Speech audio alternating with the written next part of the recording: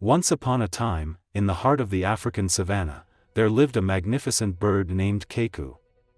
Keku was no ordinary fowl.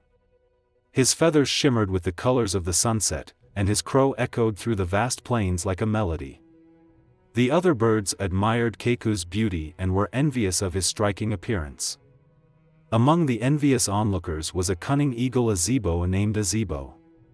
Azebo was known far and wide for his impressive wingspan and majestic flights across the azure sky.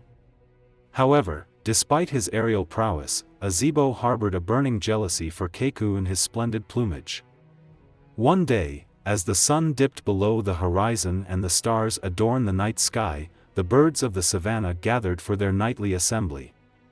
Keku, with his rigor presence, stood at the center while Azebo looked in the shadows, plotting a mischievous scheme. Azebo approached Keku, his sharp dick concealing a slight grin.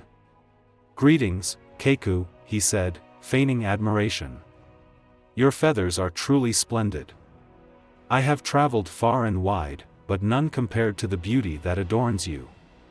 Keku, humble and unaware of Azebo's envy, nodded graciously. "Thank you, Azebo. Your wings, though, are a sight to behold as well. The way you saw through the skies is truly magnificent." Azebo's envy only deepened at Keku's words, and he hatched a devious plan to strip with the white quackle of his wings. Late that night, when the moon was high and the rest of the world slumbered, Azebo crept silently to Keku's nest. As Keku peacefully slept, Azebo plumped a feather here and a feather there, careful not to wake the unsuspecting fall. He collected the shimmering feathers one by one until Quackle's once resplendent plumage lay scattered around him like fallen leaves. The next morning, as the sun bathed the savanna in golden light, Keku awoke to find himself grounded. His winds, once his pride and joy, were nowhere to be found. Panic surged through Keku as he realized he could no longer fly like the birds and eagles. News of Keku's plight spread throughout the savanna, and the other birds were aghast at the treachery that had befallen their once majestic friend. Azebo, meanwhile, feigned sympathy, concealing his malicious delight at seeing Keku's downfall. In the days that followed, Keku struggled to adapt to his newfound inability to soar through the skies. He walked with a heavy heart, and the once melodic row now held a hint of sadness. The other birds, watching Keku's plight, felt a mixture of pity and anger toward the envious eagle.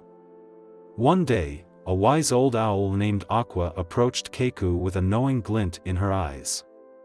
"Keku, I have heard the whispers carried by the wind. Azebo, the cunning ego, is the architect of your misfortune." Keku's eyes widened in realization and anger burned within him. "Azebo did this to me. But why?" "At your side, her feathers rustling with wisdom." "Envy, dear Keku, is a poison that clouds the minds of even the mightiest creatures. Azebo coveted your beauty and wanted to see you grounded, stripped of the very essence that made you extraordinary." Determined to reclaim his wings and seek justice, Keku rallied the other birds of the savanna. The air was charged with tension as the birds prepared for a confrontation with Azebo, the treacherous ego. Underneath the ancient baobab tree, Keku confronted Azebo, his eyes burning with a mixture of anger and betrayal. "Azebo, why did you take my wings? What harm have I ever done to you?"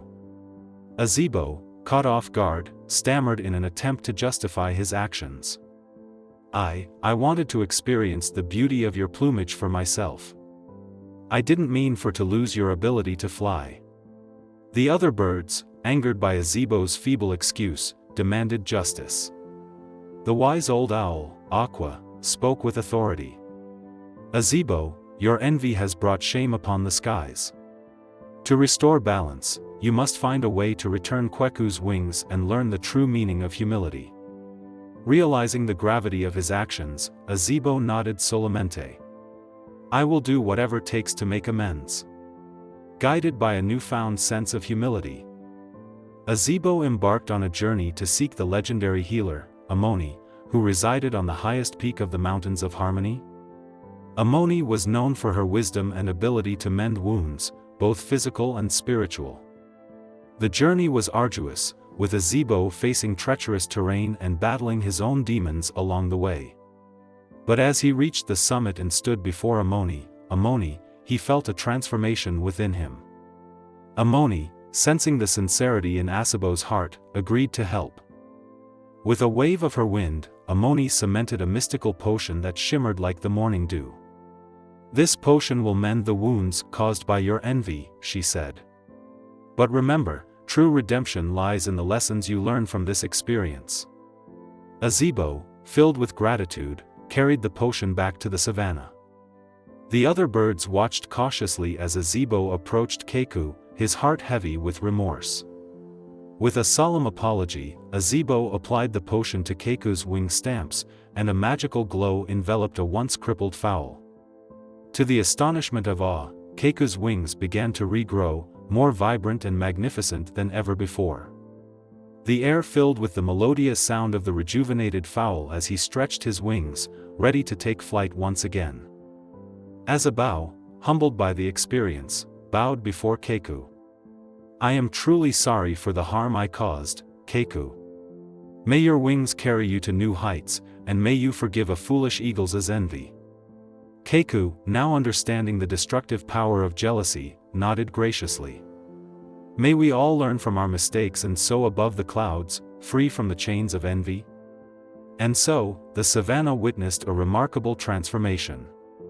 Keku, once grounded by betrayal, soared through the skies with newfound grace. Azibo, humbled by his journey of redemption, became a symbol of the power of change and the importance of embracing one's unique gifts without succumbing to envy. The tale of the flightless fowl and the envious ego spread far and wide, carried by the winds that whispered through the African savanna. It became a story of forgiveness, redemption, and the enduring strength of the bonds that connect all creatures under the vast African sky. Thank you so much for watching. I really hope you enjoyed this video. If you like this video, please give it a thumbs up, drop your comment, and subscribe to my channel for more videos like this.